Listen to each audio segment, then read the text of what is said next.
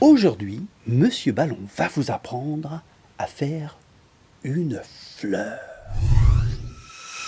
Pour faire les pétales de la fleur, nous allons commencer par gonfler un ballon jusqu'au bout en ne laissant aucune marge.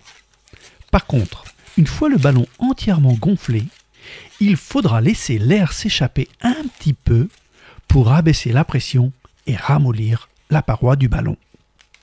Ensuite, en appuyant sur l'extrémité du ballon, on dégage un peu plus de marge que l'on attachera au nœud du ballon afin de former une grande boucle.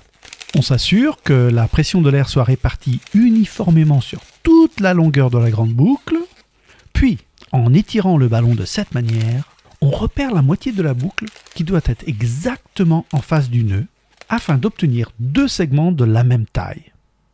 Ensuite, on prend les deux segments ensemble à pleine main en veillant à diviser leur longueur en 3 parties les plus égales possibles. Bon, ce qui suit va être un peu compliqué. En alternant un tour de rôle avec chacune des deux mains, il faut appuyer et faire tourner les deux segments ensemble sur eux-mêmes comme si vous formiez une bulle classique. Sauf que là, vous formez deux bulles ensemble. Et qu'en plus, vos mains ne sont pas entièrement libres de leur mouvement, puisqu'elles opèrent plus ou moins en même temps sur deux endroits différents du ballon. N'hésitez pas à mettre la vidéo en pause, faites quelques essais, vous devriez finir par y arriver. Une fois les 6 segments de ballon formés, positionnez-les en zigzag de cette manière. Appuyez, rapprochez les 6 plis en les prenant entre le pouce et l'index, comme ça. Prenez ensuite 3 pétales appartenant au même côté du zigzag et faites-les pivoter au niveau de leur base afin de bloquer toutes les pétales ensemble. Puis, retirez le pouce et l'index et arrangez la disposition des pétales. Bon voilà, le plus dur est fait. Prenons maintenant un autre ballon, de préférence vert, pour faire la tige. On le gonfle en laissant une marge d'environ 3 doigts, on fait le nœud et on répartit bien la pression de l'air.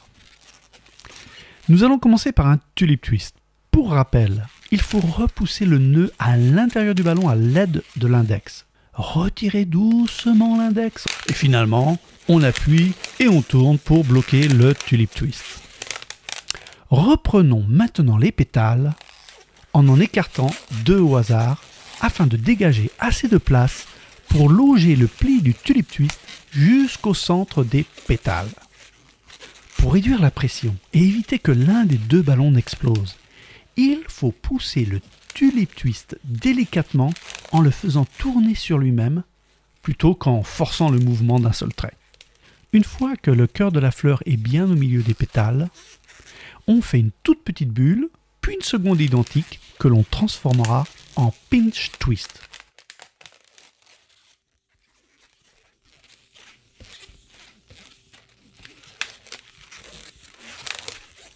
L'idée, c'est que les pétales de la fleur soient bien parallèles à la tige.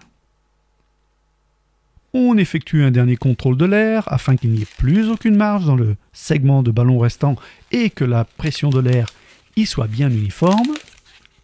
Nous allons maintenant confectionner un zigzag avec le segment de ballon restant et positionner notre main au centre du zigzag. Le dernier segment de ballon ainsi que le segment qui porte les pétales doivent tous les deux dépasser un petit peu du zigzag. On appuie et on bloque le centre du zigzag en faisant pivoter les deux côtés du zigzag l'un à l'opposé de l'autre à l'aide du pouce et de l'index. On forme ainsi d'un seul mouvement 2 boucles de taille identique qui formeront les feuilles de la fleur. On s'assure que le bas et le haut de la tige soient bien centrés au milieu des 2 feuilles. On donne un arrondi à la tige afin que sa forme soit un peu plus naturelle. Et voilà. Dites-le avec des fleurs. Et je vous dis à bientôt pour une autre leçon avec Monsieur Ballon.